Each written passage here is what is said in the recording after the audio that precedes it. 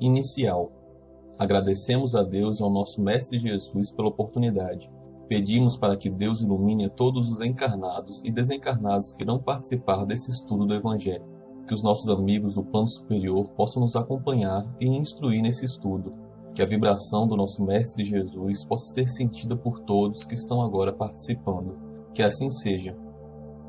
Trecho do Evangelho segundo o Espiritismo. Capítulo 17. Sede perfeitos. Instruções dos Espíritos. Cuidar do corpo e do espírito.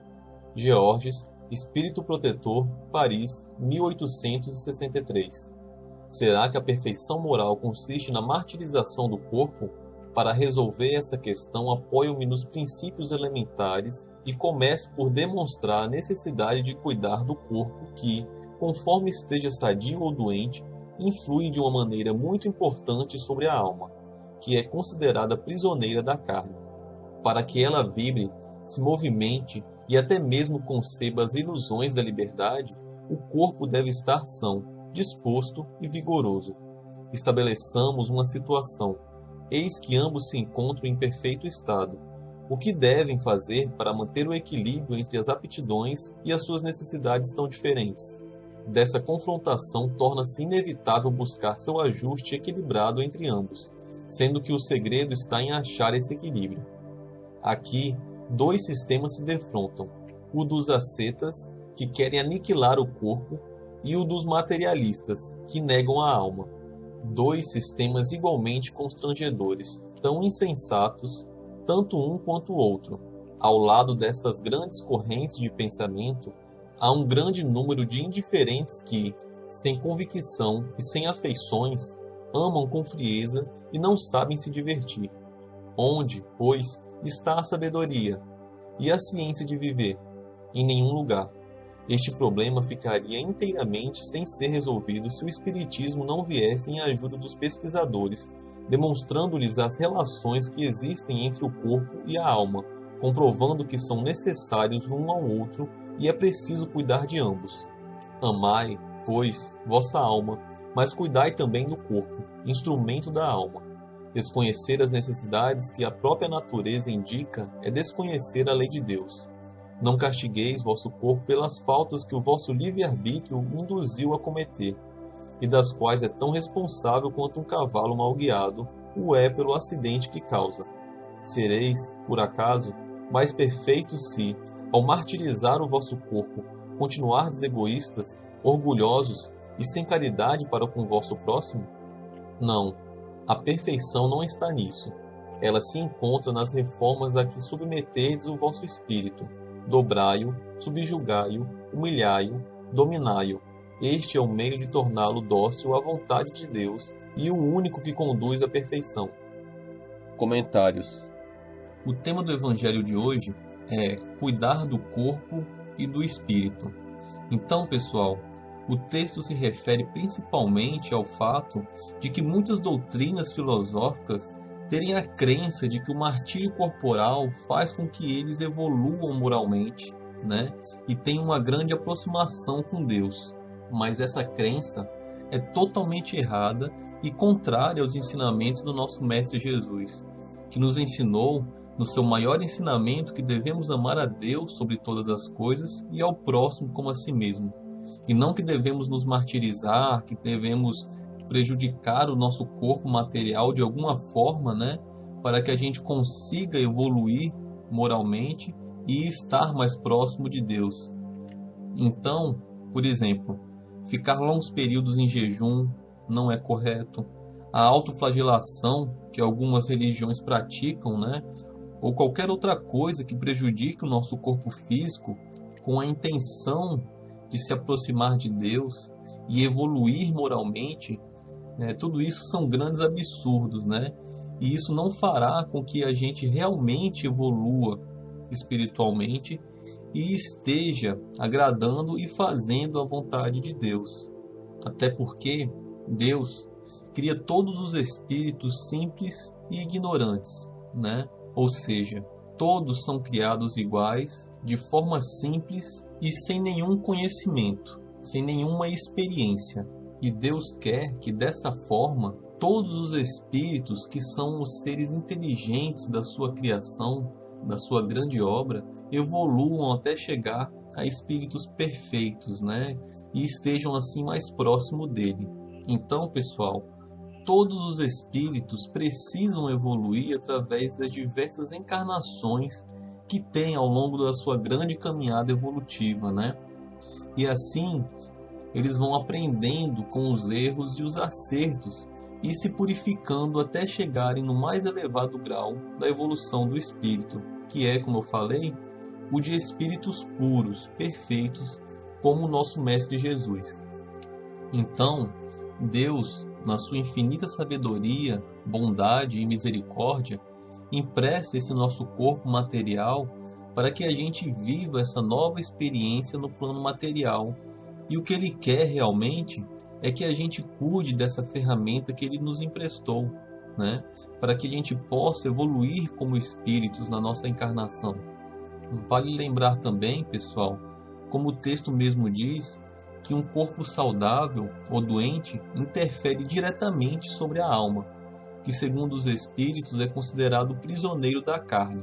Ou seja, pessoal, a alma, segundo o Livro dos Espíritos, é o espírito encarnado. Depois que o corpo material morre, depois de desencarnar, né? Depois que a gente desencarna, a alma retorna como espírito para o plano espiritual.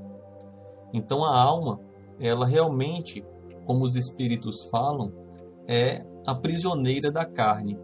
E por que é a prisioneira da carne? Porque o nosso corpo físico, ele é composto do corpo material, né? O corpo orgânico, da alma, que é a gente, né? Espírito imortal, que está encarnado, e também do perispírito, que é uma substância semimaterial que serve de envoltório do espírito, ou seja, é o corpo do espírito, e que ela também serve para fazer a união do espírito com o corpo material quando encarnado. Então, quando estamos encarnados, os danos que causamos no nosso corpo material também são refletidos no nosso corpo espiritual, né? No nosso perispírito. E ao voltarmos para o plano espiritual, podemos levar sim esses danos que causamos, e a recomposição desses danos causados depende muito da evolução, do nível evolutivo do espírito. Então, pessoal, é possível que os danos causados no corpo físico e, consequentemente, no perispírito, né, no corpo espiritual, sejam refletidos no corpo que a gente tiver em outra encarnação. Porque o perispírito, ele é o nosso formador biológico do corpo físico. Então, os danos causados nele ficam registrados nele, e isso pode ser impresso no corpo físico da nossa próxima reencarnação. Então, pessoal, isso mostra, né, o quão importante é o cuidado que a gente tem que ter com o nosso corpo físico, justamente porque o nosso perispírito, o nosso corpo espiritual, é o formador biológico do corpo na matéria. Então, muitos dos nossos problemas que temos hoje, eles são reflexos de erros que cometemos no passado. Então, a gente deve prestar atenção nos nossos vícios que temos hoje, para a gente largar o mais breve possível, nas más atitudes, nos maus pensamentos, né? Porque tudo isso reflete no nosso perispírito, no nosso corpo espiritual. Por exemplo, o alcoólatra, ele causa problemas na região digestiva e pode vir a ter problemas nessa região em outra encarnação. Assim também como um mau juiz que assina sentenças sem se preocupar de ter analisado os fatos, né? E prejudicando assim várias pessoas, ele pode vir causar dano na região das mãos e vir com problemas nessa região em outra encarnação. Isso também não é tabelado, viu, pessoal? Pode acontecer de diversas formas e não necessariamente um mau juiz vai ter a mão afetada, né? Isso pode acontecer de uma forma diferente e ter outra parte afetada. Mas o que eu quero demonstrar para vocês é como as nossas más atitudes, né, geram danos ao nosso corpo espiritual. assim também como os nossos pensamentos negativos. Isso pode causar até doenças nessa atual encarnação, né? Então é por isso que a gente tem que cuidar desses pensamentos negativos, cuidar dessas más atitudes, para que a gente não afete o nosso próprio corpo nessa existência e o nosso perispírito, causando reflexo disso em outra encarnação. Até porque nós somos herdeiros de nós mesmos, né? Todas as coisas boas ou ruins que fazemos aqui, nós herdamos, né?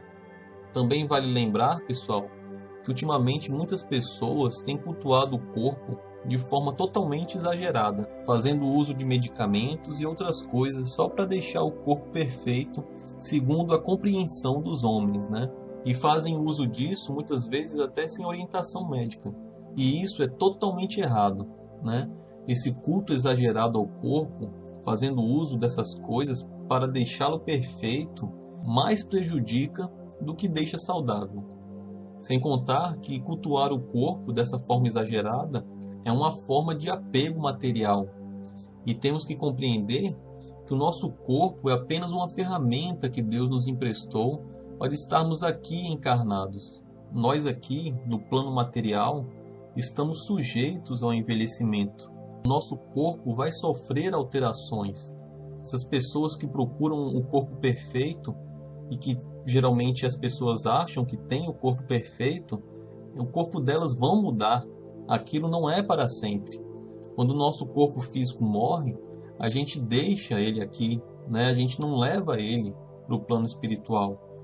Sem contar que logo mais estaremos em outra encarnação e teremos um outro corpo totalmente diferente do atual.